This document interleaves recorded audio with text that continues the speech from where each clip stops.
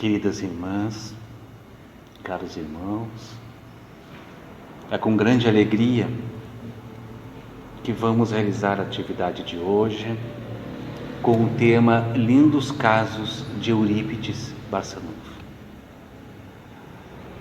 Mas o convite inicial é para que realizamos a prece, elevando os nossos pensamentos. Então vamos dizer: Deus amantíssimo Pai, Mestre Jesus, irmãos benfeitores da espiritualidade, queremos rogar a assistência na realização dessa atividade, que os nossos corações conectem-se virtualmente, fazendo que possamos ser um só, elevando-nos em planos superiores para tratar de um assunto que é tão relevante para nós. Nos ampare, Senhor, neste propósito, e que assim seja. Bem, queridas irmãs, caros irmãos, mais uma vez dizemos da alegria para tratar desse tema que nós temos um carinho muito especial pelo esse espírito que nesta encarnação chamava-se Eurípides Barçanufo. Aqui precisamos tomar o cuidado de que na doutrina espírita não há idolatria às pessoas. Não é esse o objetivo do espiritismo.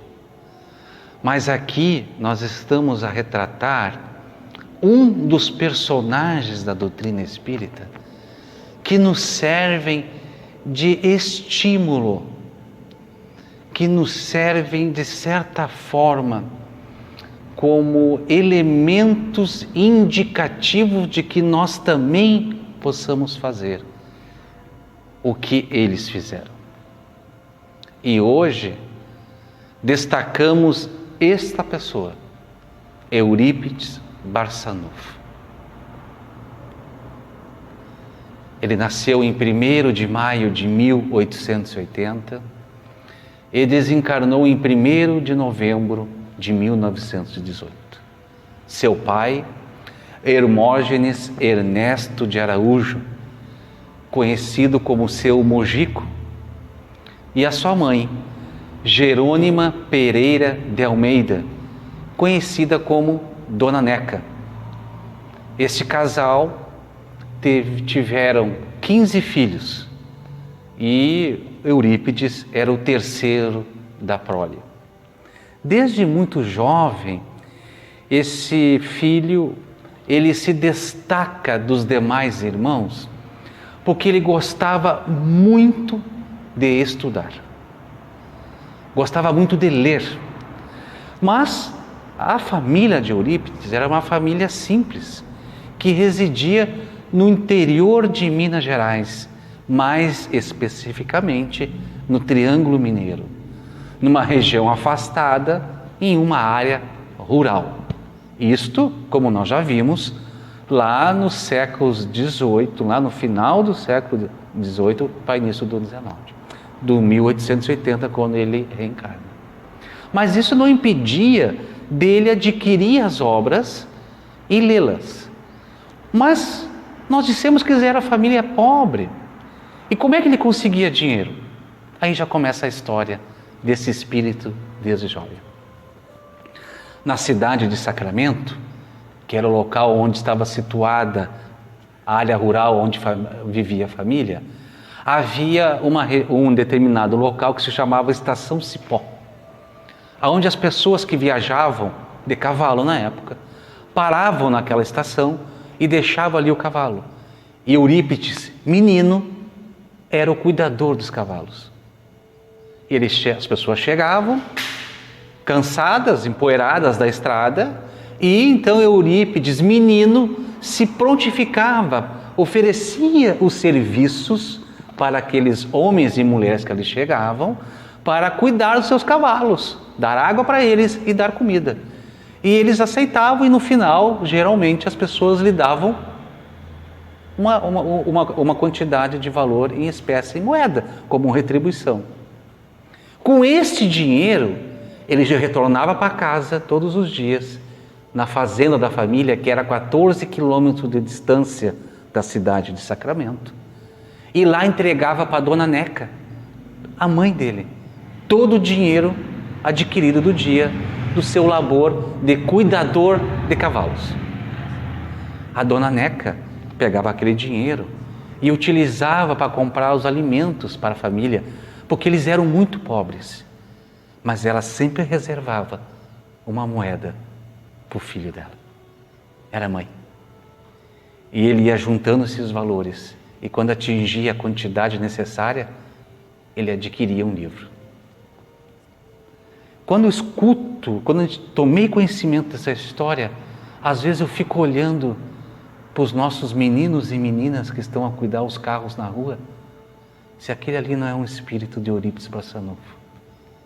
Porque era isso que ele fazia, só que não tinha carro, tinha cavalo na época. Com isto, desde muito jovem, muito pequeno, ele era um autodidata. E tomou conhecimento de medicina, direito, astronomia, filosofia, matemática, ciências físicas e naturais e literatura. Além de falar mais de 3 línguas que ele dominava. Numa cidade denominada Sacramento, que na época, quando ele lá viveu, eram de cerca de 4.000 habitantes. Uma cidade muito pequena.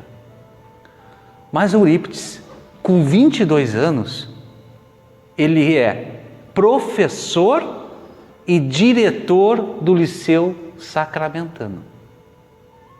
Então ele exerce 2 funções na escola da cidade. Professor e diretor. Ele era vereador.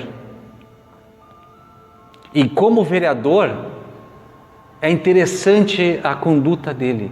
Ele foi por 2 anos vereador.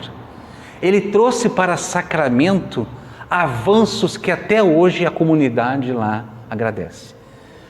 Vejam que ele foi vereador em 1902, quando ele tinha 22 anos. Ele trouxe para a cidade de Sacramento usina elétrica, bondes, cemitério municipal, e como vereador ele se tornou o secretário da Câmara. Tamanha era a capacidade que ele tinha de escrever e de descrever os assuntos, pela sua condição de estudioso que se tornara desde pequeno. Não satisfeito, ele funda ainda a Gazeta Sacramentana e se torna jornalista também. E também ele se torna fundador, tesoureiro e depois presidente da Irmandade São Vicente de Paulo, e também como secretário. Porque ele tinha uma necessidade natural de ajudar os pobres de Sacramento e de todas as pessoas que ali cercavam. Tanto que diz que quando ele ganhava os seus vencimentos, ele destinava praticamente a totalidade deles para atender os pobres da época. Veja que aqui nós não estamos falando ainda dele como espírita. Estamos falando dele como ele já era. O que ele tinha de natural. Mas como que chega o espiritismo na vida do nosso irmão Eurípides Barçanufo? Para isto, nós destacamos essas 2 pessoas, Frederico Peiró e Senhor Mariano. O local, Fazenda Santa Maria, o nome da localidade aonde a família de Eurípides Barçanufo morava, e é onde Eurípides nasceu, e é onde ele acabou desencarnando também. Quem foi Frederico Peiró? Era um espanhol, que na época saiu da Espanha para o Brasil, buscando aqui se consolidar, se estabelecer como comerciante, e aqui prosseguia a sua vida. Mas ele não se estabelece na cidade de Sacramento. Estabelece em outra cidade do Triângulo Mineiro, próxima a Sacramento.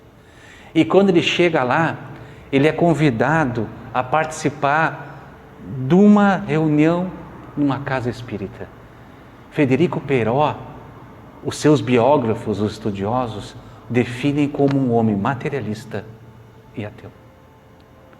Mas naquela reunião, no interior de Minas Gerais, numa área rural, de pessoas simples, poucos estudos, ocorre uma comunicação mediúnica, porque era assim que ocorria as atividades espíritas na época, exposição com comunicação presencial, que o médium começa a falar em espanhol. E a única pessoa que dominava a língua era Frederico Peiró, por ser espanhol. Ele sai daquela reunião completamente atordoado, porque a comunicação era dirigida especificamente para ele. E ele não diz no dia que era para ele, e ninguém entendeu a comunicação, e todo mundo saiu dali sem saber o porquê daquela comunicação, com exceção de Frederico Peiró. Ele se torna espírita, porque a comunicação era da mãe dele, que havia desencarnado. E a mãe dele, as mães, sempre as mães, pedindo para o filho para se tornar espírita. Ele sai do materialismo e ingressa no espiritismo. É ele que leva para a fazenda Santa Maria a doutrina espírita. Por que que ele chegou lá? Porque na fazenda de Santa Maria, na família Barçanufo, haviam médios de efeitos físicos. As panelas voavam nas casas. As portas dos armários abriam e fechavam. Jogavam-se pedras nos telhados.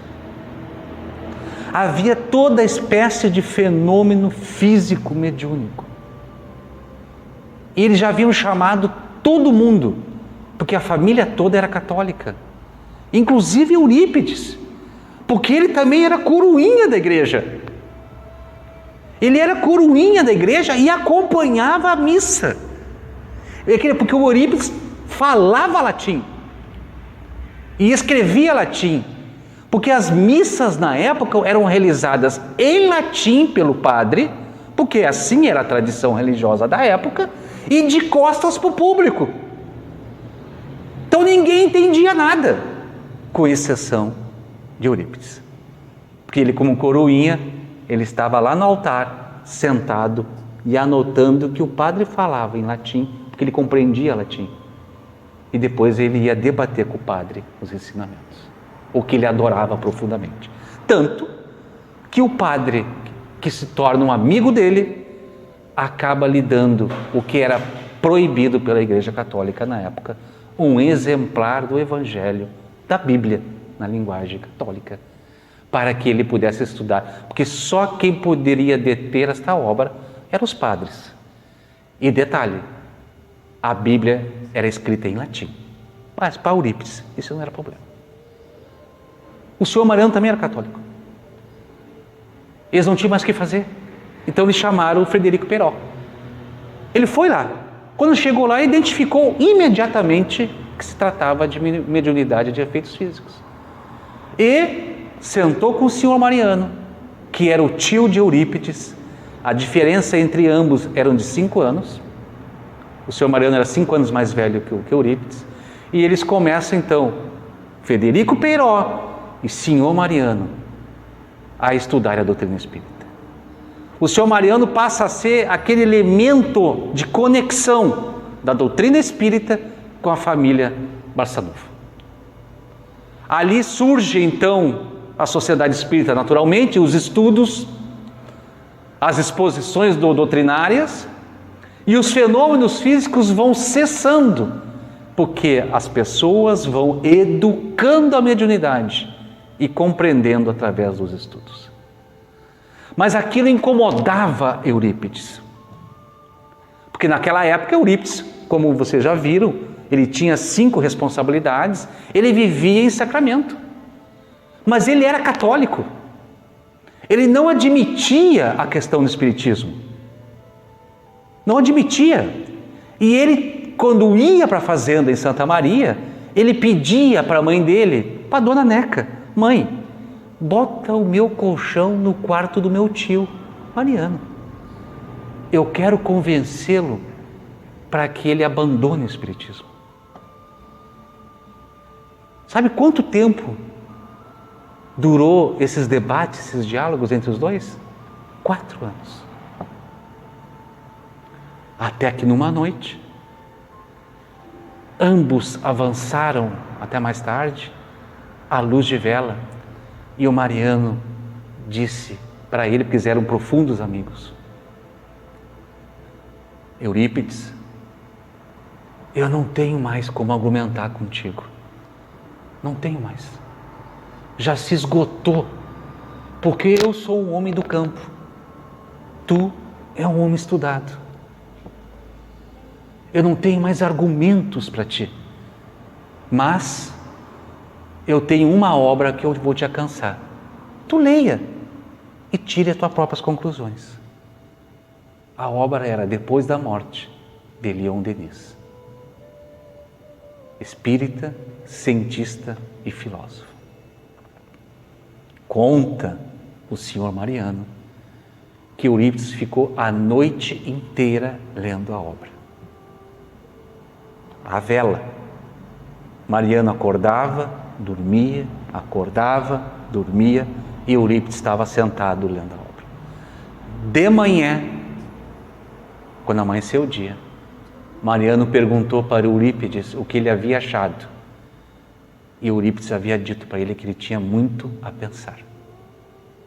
Eurípides sai e retorna para a cidade dele. Conta que depois, num feriado de Sexta-feira Santa, Eurípides decide ir para a fazenda, ficar junto de seus familiares. Está aí a fazenda, aí a foto dela. Fazenda Santa Maria. Aquela segunda janela lá atrás do fundo é o quarto de Eurípides, aonde ele dormia. Ele e o amigo dele pegam um cavalo, na época não tinha como avisar, e resolve ir.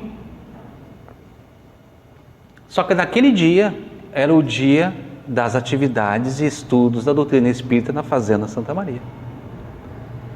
Então as pessoas vinham e se sentavam ali na fazenda, naquele ambiente simples e humilde, e realizavam ali os estudos.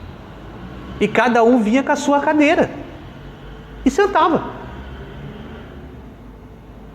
Só que teve um espírito que já se comunicava em Santa Maria, na Fazenda Santa Maria, e informa o senhor Mariano: bota mais 2 cadeiras na mesa. Ele diz: mas por quê? Porque Eurípides e o amigo dele estão vindo aí. Então não precisava de WhatsApp, telegrama, nada disso. O Espírito já fazia isso. Ele comunicou: olha, eles estão a caminho, bota 2 cadeiras aí. Eurípides conhecia a rotina da família. Quando ele chega, ele olha e vê que tinha 2 cadeiras a mais. E aquilo lhe causou espanto, assim: opa, quem é que de sã consciência traz 2 cadeiras para sentar? Que cada um traz a sua. E aquilo lhe chamou a atenção para ele. Bom, Eurípides, então, sabedor disso, senta. E ali ele recebe, digamos, não vou dizer golpe fatal porque está errado, mas o último elemento que precisava para a sua conversão ao Espiritismo.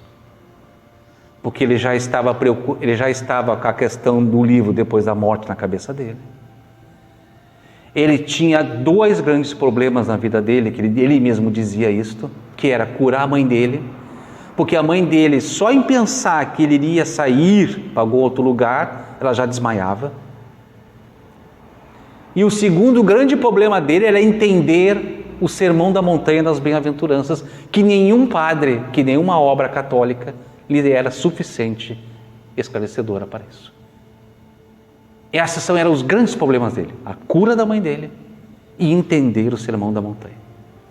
Porque a Igreja Católica, os seus ensinos eram insuficientes no entendimento de Eurípides Barçanufo. O que ele faz? Pensa mentalmente e diz: se existem espíritos, e se vocês estão me ouvindo agora, eu quero que o médium Aristides... Quem era o médium Aristides? Ele conhecia, porque era familiar de Eurípides. Era considerado na família o mais analfabeto de todos. Tanto que dizem que ele não conseguia desenhar a letra O, mesmo usando o fundo de uma garrafa como modelo. Tamanho era o nível de analfabetismo de Aristides. Segundo, que seja João Evangelista a me ensinar. Querem mais? Ele só pediu isso. Quando ele encerrou, o Aristides levantou e durante 2 horas ficou ensinando para Eurípides e todos que lá estavam ouvindo o Sermão da Montanha, palavra a palavra, sobre 3 fundamentos: amor, reencarnação e evolução. Quando terminou, ele se identificou ao Espírito comunicante, João Evangelista. Eurípides se converteu. Os parentes de Eurípides definem como a estrada de Santa Maria para Eurípides, assim como foi a estrada de Damasco para Paulo. Aí começa a conversão dele. Ele ficou 3 meses na fazenda e a sua mediunidade eclodiu. Todas elas. Todas. Pega o livro dos médiuns. Todas as mediunidades que estão no livro dos médiuns, Eurípides possuía. Mas ele foi alertado pelo seu mentor espiritual, São Vicente de Paulo, a mesma congregação que ele pertencia, que ajudou a fundar, de que ele perderia tudo.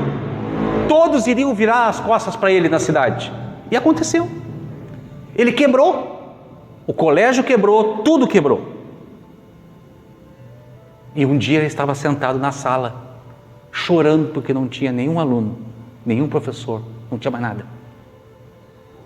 E ele percebe a presença de um espírito iluminadíssimo.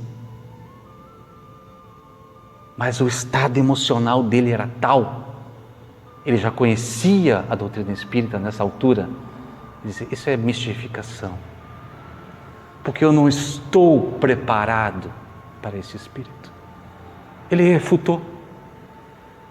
Mas pela amorosidade desse espírito, ele pega a mão de Eurípides e faz a psicografia mecânica, a inconsciente, cujo bilhete está aí e que nós vamos ler.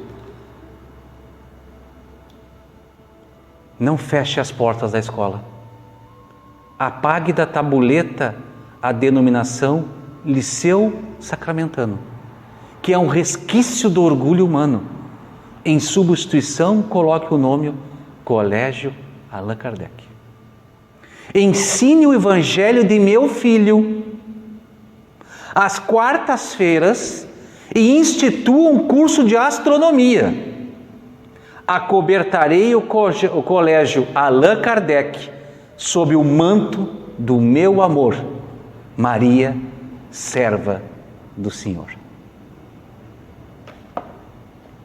A mãe das mães. Ele fez isso imediatamente. E aí ele começa a aplicar no colégio Allan Kardec, em 1904, gente. O método de Pestalozzi sem conhecer o método de Pestalozzi.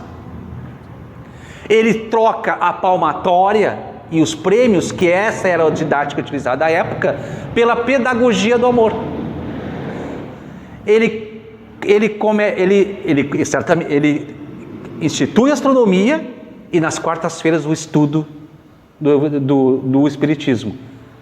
Além da astronomia, com o tempo, ele dá português, francês, inglês, latim, física, química, matemática, geometria, botânica, zoologia, filosofia, história das religiões, artes cênicas, porque ele era um apaixonado pela arte, astronomia e todas as quartas do Espiritismo. E o curioso é que toda a cidade dizia que quando ele ia dar as aulas do Espiritismo nas quartas-feiras de manhã, a cidade inteira ouvia a fala dele. Porque havia médios de efeitos físicos. Então se propagava a voz dele do ambiente para todos ouvirem. A cidade inteira ouvia. O que aconteceu? A cidade praticamente se converteu ao Espiritismo. Saiu da Fazenda Santa Maria e foi para a cidade. Aí está o Colégio Allan Kardec, que existe até hoje. É um colégio espírita de educação formal, usando esses métodos da pedagogia do amor. Isso existe lá em Sacramento. Esse é o prédio.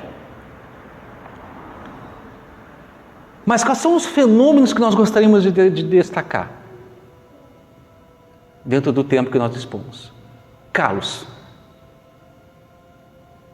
Logo depois daquela comunicação do espírito do João Evangelista, naquele período que ele ficou lá, o Barçanufo, ele chegou para o tio dele e disse: tu conhece algum Carlos por aqui? E o tio dele disse: não conheço ninguém. Aí ele pensou melhor e disse: mas por que tu pergunta? Porque ele está passando fome e nós precisamos ajudá-lo. Aí o senhor Mariano disse assim: pensando melhor, tem sim um Carlos que mora lá depois daquela montanha, lá no meio do mato afastado, porque ele tem lepra e a família baniu ele. Então ele lá se instalou no meio do mato para lá morrer. Eu vou preparar os cavalos e amanhã a gente vai lá. Não, tem que ser agora de noite, porque amanhã eu não sei se ele vai estar vivo ainda. Mas lá é cheio de animais selvagens, é muito perigoso ir lá à noite. E aí Eurípides, quem está a serviço de Cristo, não precisa temer nada. Eles foram, chegaram lá no meio da noite, ele estava prestes a morrer. Eurípides deu água, deu comida e aproximou-se da testa de Carlos e beijando-a, Carlos ficou curado da lepra. Foi o primeiro caso de cura de Eurípides. Meca, a mãe de Eurípides. A dona Meca, mãe, sempre as mães, ela amava demais o filho dela. Tanto que ela desmaiava só da notícia de dizer que ele ia sair. Tanto que uma certa feita ela disse: mãe, eu vou cursar medicina na Escola Naval do Rio de Janeiro. E o pai dele já havia concordado. Ela, quando soube, desmaiou. No dia que ele preparava a mala para ir embora, para ficar lá, ela desmaiou de novo, ele desistiu. Não, entre o curso de medicina e minha mãe, eu fico com a minha mãe. Porque eu preciso curar ela. A dona Meca, por ordem do marido, vai até Eurípides. E qual era a ordem? Diz para aquele menino parar de falar do espiritismo, que ele volta a ser católico. Ela foi lá no colégio Allan Kardec, porque ela foi uma das primeiras alunas dele no estudo do espiritismo na quarta-feira, e disse: meu filho, eu vim aqui porque teu pai está pedindo para te parar de fazer isso que tu está fazendo. Mãe, tu quer me ouvir? Sim. Então senta aqui e vamos conversar. Quando ela terminou a conversa, ela se tornou espírita. Ela voltou para a fazenda. E o seu Mujico perguntou: tu fez o que eu te mandei? Não fiz. Não consegui e também não queimei as obras de Eurípides. E agora eu também sou espírita. Vai lá tu falar com teu filho. Bicorporeidade. Unânime na cidade. Eurípides estava dando aula, os alunos dele já sabiam. Ele entrava em estado de transe, sentava, ficava o corpo, ele ia fazer o parto, aonde estivesse a mulher, sob assistência de Bezerra de Menezes, voltava e continuava dando aula. Tanto que ele, praticamente, boa parte das pessoas que nasceram na época foi tudo pela mão dele, com o amparo do Bezerra de Menezes. Tudo no fenômeno de bicorporeidade. Tanto que estava dando aula e ele disse para os alunos: olha, vai entrar agora um senhor aqui, todos o saúdam quando ele entrar, e ele vai dizer que a esposa dele está em parto e vai pedir para eu ir lá, mas eu já fiz o parto, o menino está bem, então vocês aguardem. Bateu a porta, bateu o senhor: olha, seu Eurípides, vem aqui, preciso que o senhor vá comigo, está aqui um cavalo reserva, vamos a galope, porque a minha esposa está tendo parto. Não, já nasceu seu filho, está tudo bem, é um menino. Mas seu Eurípides, eu não vi o senhor passar na estrada, porque só tem uma estrada para minha casa, e o senhor não passou por mim. A mesma estrada que vai é a que vem, e o senhor não passou. Aí o Eurípides é um coração bom, virou para os alunos e disse: eu já volto. Aí ele foi fisicamente. Quando chegou lá, estava a mãe, né, recém-mãe, e disse: mas seu Eurípides, o senhor de novo aqui? Eu já disse para o senhor que eu estou bem, já nasceu o menino, o senhor me ajudou, por que o senhor voltou? Volta da aula. O marido ficou constrangido, voltou. Outro caso foi numa cidade vizinha, um coronel na época, né? Minas Gerais, plantações de café, enfim, Minas lá, né? Questão do ouro. Ele tinha muita confiança porque uma das filhas dele já havia nascido pelas mãos de Eurípides, em bicorporeidade. E aquele parto da outra filha dele era muito difícil. E aí, quando ela entrou em trabalho de parto, ele chamou o funcionário de confiança dele e disse: pega os 2 melhores cavalos que tem aqui e vai buscar Eurípides. Quando ele partiu de cavalo, Eurípides já estava lá, em espírito. Fez o parto, porque a criança estava invertida, ajustou, nasceu, muito bem. Quando o homem chegou na casa de Eurípides de noite, bateu ofegante, disse: Eurípides, vamos lá agora. O senhor Eurípides abriu a porta, deu o remedinho para ele e disse: leva isso aqui para ela tomar, que ela vai precisar. Entre outras histórias. A pedra. Essa história é fantástica, porque Eurípides saía com os alunos da sala de aula para caminhar junto à natureza para dar aula de botânica, de zoologia, em 1900. E numa dessas aulas eles atravessaram um riacho e do outro lado tinha uma pedra. Eles pegaram aquela pedra e todos escreveram o seu nome, todos os alunos escreveram o nome em cima da pedra. E Eurípides, como professor, disse: esta será a nossa lembrança do nosso passeio de hoje.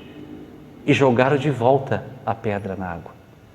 Quando todos retornaram para a sala de aula, a pedra estava em cima da mesa, aguardando eles. Até lá hoje a pedra.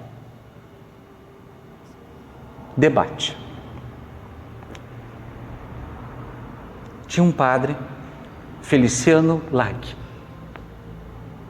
em que pese os padres estavam combatendo Eurípides, eles se beneficiavam porque as pessoas começaram a viajar para Sacramento. 4.000 pessoas.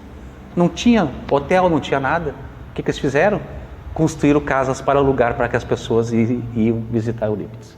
Então eles ganhavam financeiramente, mas no debate eles debatiam muito e combatiam muito ele. Então era essa relação assim, um pouco humana, assim, né? De egoísmo e de vaidade e de interesses, né? E o padre esse, então, lá, Feliciano, desafiou Eurípides a um debate. Eurípides não se importava com ofensas pessoais, porque para ele era irrelevante. Mas quando tratava de atacar o espiritismo, aí ele se sentia na obrigação de defender. E foi o que aconteceu. Então imaginem uma cidade de 4.000 pessoas, onde já acontecia todos esses fenômenos e muito mais, mas o tempo não permite a gente narrar mais, mas dá para ter uma ideia do que era a mediunidade de Eurípides. Ele aceita. E o debate é realizado à moda romana, na praça pública de Sacramento, no coreto, padre de um lado, Eurípides do outro. Sabe quantas pessoas, segundo os historiadores e os biógrafos de Eurípides, estavam presentes nesse debate? 2.000 pessoas numa praça onde tinha 4.000 pessoas. Era um evento da época. E o padre começou a fazer o debate. Só que ele inicia a fala dele atacando e termina atacando. Quando é a vez da fala de Eurípides, e isso está pelo próprio Eurípides, o espírito que acompanha Eurípides, sabe quem era? Santo Agostinho. Santo Agostinho. Aquele primeiro Papa da Igreja. Santo Agostinho. E eles não atacam. Eles falam das bem-aventuranças. E quando termina, Eurípides vai em direção ao padre e abraça ele como um irmão. Era a lição da bem-aventurança. Amai os vossos inimigos. Ou bem-aventurados que são brandos e pacíficos. A secretária dele estava tão habituada aos transes mediúnicos de Eurípides, que quando ela entrava em transe, ela já pegava um papel e uma caneta, porque ele ia dando orientações para ela enquanto ele estava em transe, para depois ele perguntar para ela o que foi dito que eu tenho que fazer. E nesta comunicação, Eurípides então chega aos planos mais altos da espiritualidade, conduzido pelo seu mentor espiritual, São Vicente de Paulo. E lá ele recebe a informação da data do seu desencarne. Quando ele retorna, ele ouve da sua secretária e confirma que era isso mesmo. Foi na gripe espanhola, quando matou milhares de pessoas no mundo. Ele não parou nenhum minuto de atender as pessoas. Nenhum minuto. Mesmo acometido da gripe espanhola, que acabou sendo a sua causa da desencarnação. Mas nem por isso ele deixou de trabalhar, porque ele havia se encontrado com Cristo, e Cristo havia dito para ele que havia necessidade de muito trabalho para que se plantasse o Evangelho nas terras de Santa Cruz, nas terras brasileiras. E ele prometeu a Eurípides para Cristo que iria ajudá-lo. Por isso que ele não parou nem um minuto. E os desmaios da Dona Neca foram curados, porque era um processo obsessivo. E Eurípides, com o conhecimento da doutrina espírita, trouxe para ela e para o espírito obsessor o consolo necessário para a compreensão. Ela foi a primeira convertida nas mãos de Eurípides. nossas biografias, queridos irmãos, quem quiser ampliar. Novelino Corina, uma sobrinha de Eurípides, na obra Eurípides, o Homem e o Mundo. Jorge Ricini, Eurípides Barçanufo, o Apóstolo da Caridade. Federação Espírita Brasileira, biografia, lá na área da biografia no site, Eurípides Barçanufo. O filme documentário de Oceano de Vieira Melo, Eurípides Barçanufo, médium e educador. E a palestra do Nazareno Feitosa, Lindos Casos de Eurípides Barçanufo, apóstolo da educação e da mediunidade. Gostaríamos de finalizar dizendo muito obrigado e convidar a todos para a prece de encerramento.